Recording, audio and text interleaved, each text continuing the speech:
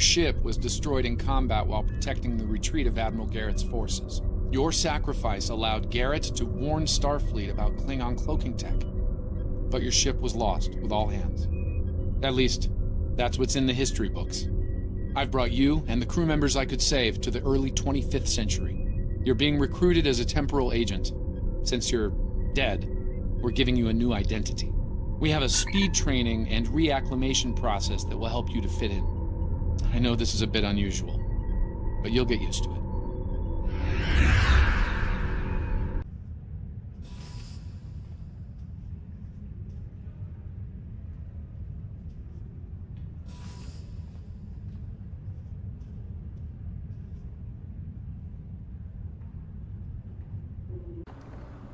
Admiral's Log, starting 86088.58. It's been 6 months since the crew of the U.S.S Pioneer were brought to us by Daniels and his temporal agents. Admiral Quinn has assigned them under my command, and I have to admit, at first I didn't know what I was going to be able to do with them. But after researching Edwards and his crew, I have decided to continue their commissions. Even though Daniels says they were put into an accelerated program, I decided to put them all into a series of retraining programs. As expected, there was some resistance on their part. Even though Daniels tried to assign them new identities, I decided to go against his wishes and allow them to keep their names and uniforms. Daniels doesn't like the idea, but the last thing we need is a ship of 400 crewmen to explode due to this emotion flowing through them. Due to the current war with the Klingons, we need every available personnel on the front lines. The question is not what to do with them, but where to put them. I feel reassigning them throughout the fleet would do more harm than good. Admiral Quinn does not agree with my choice of factions. He even tried using Ambassador Spock's quote of how the needs of the many outweigh the needs of the few. But I feel that this does not and cannot apply here. I truly believe I have found a solution for Edwards and his crew, but I also recognize that this could also have a negative impact. However, I do believe the risk is worth the greater reward.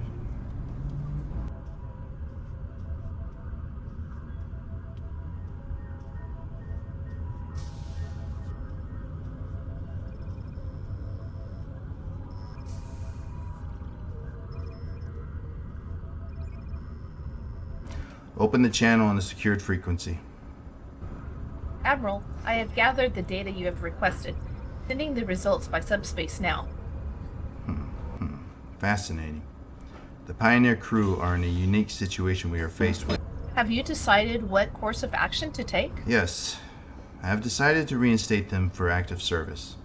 Even though they are out of their time, every available research leads me to believe that they would be a great crew to have on the front lines.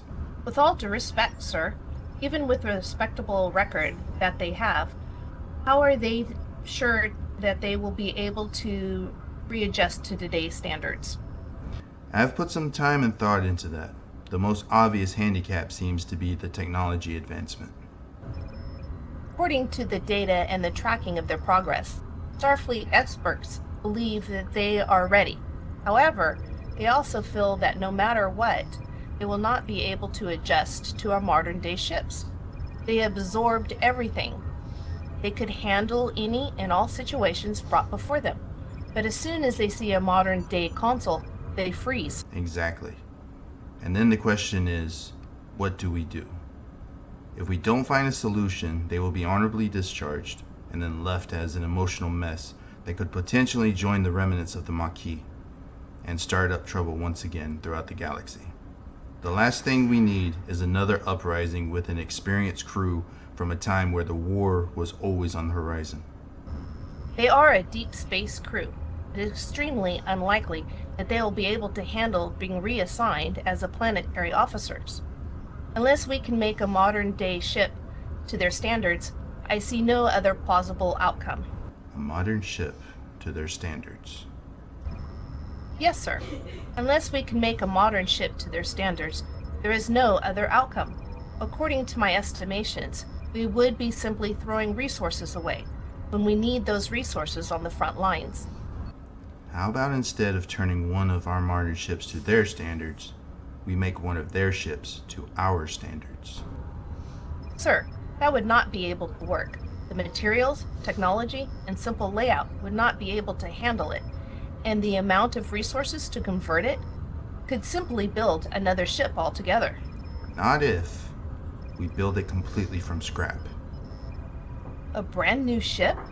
A brand new ship, to look exactly as it would in their time, but by today's standards. According to the computer, it does have about a 75% chance of being plausible. Trying to convince Admiral Quinn to redirect sources will not be easy. I will worry about Admiral Quinn. For now, I will compile my research for this course of action. I will need your results, the computer results. Everything must be included, including the potential risks.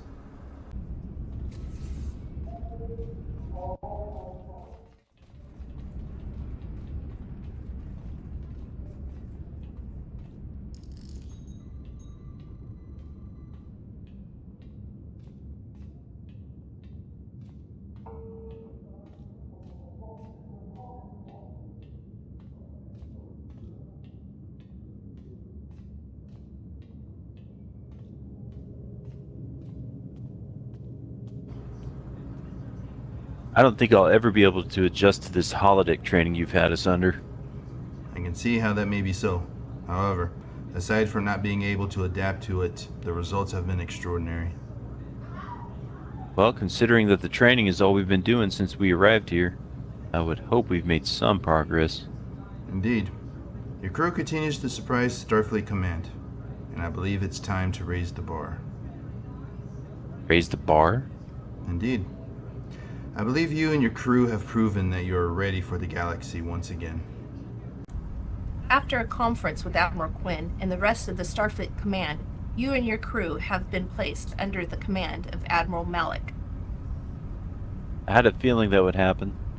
After all, he's been overseeing our training, and I have to say, on behalf of my crew and myself, thank you for having enough faith in us.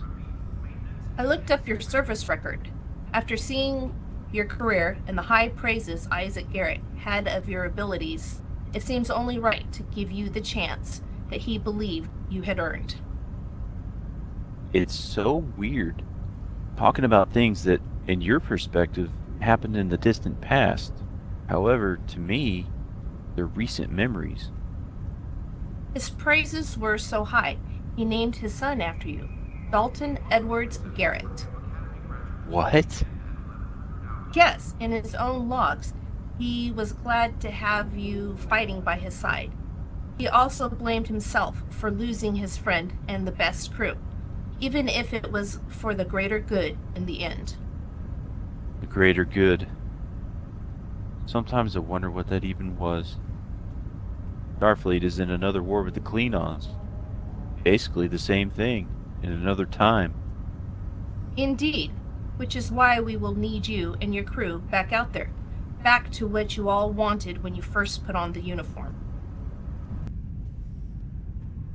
Ma'am, with all due respect, we feel we're up to standards, but we take a look at the new ships, and we're just blown away. Admiral Malik to Vice Admiral T'Pring. Go ahead. Are we ready?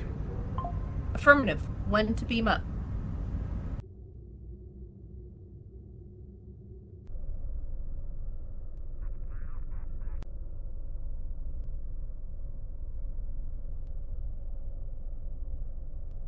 Is this for real?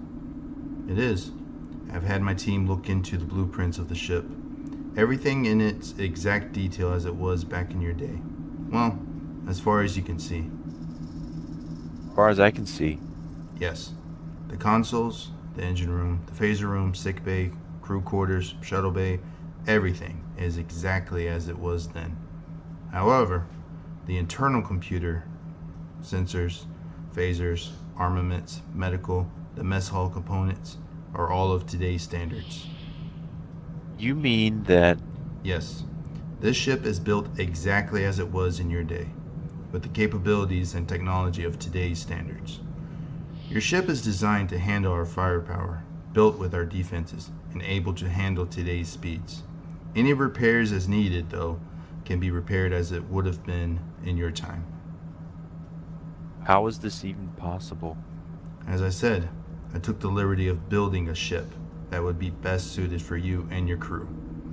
I have every confidence that you can handle any ship in the fleet. But I felt that this would be better mentally and emotionally. You're not wrong. My goodness, every detail. She is now your ship. Unfortunately, Starfleet Command would like to have more tests done before sending you into deep space. So for your first couple of assignments, you will not be too far from the Sol system. Might have a few Academy level assignments before Starfleet Command is satisfied. I'm fine with starting out in the Sol system. This is amazing. A lot to take in. Almost like experiencing the time jump again. I can imagine. I took the liberty of creating a special registry number and name for your ship. Isaac Garrett was in the process of transferring one of these ships under your command. You are now the captain of the NCC 1750 U.S.S Garrett. I feel this is the best way for you to help cope with everything that you all had to experience. I have also personally assigned an android and EHD to your command. In EHD, what's that? An emergency hologram doctor. I feel that these adjustments will be a great tool to help out when you are out on your missions. Also, it helps further the support from Starfleet Command. Thank you, sir, for everything. Now, let's get the rest of your crew on board. We have work to do. This is unbelievable. A Constitution-class ship. The mighty ship of our time is right here, with the exact details as before. Admiral Malik was correct in how this would be a positive impact on us. Something else that helps us mentally in our journey of a new time. I'm not sure how, but the registry number and the name of the ship also motivates us to keep going. May we continue to make our old friend, Isaac Garrett, proud. Shall he rest in peace. Now to continue our mission, and to boldly go where no one has gone before.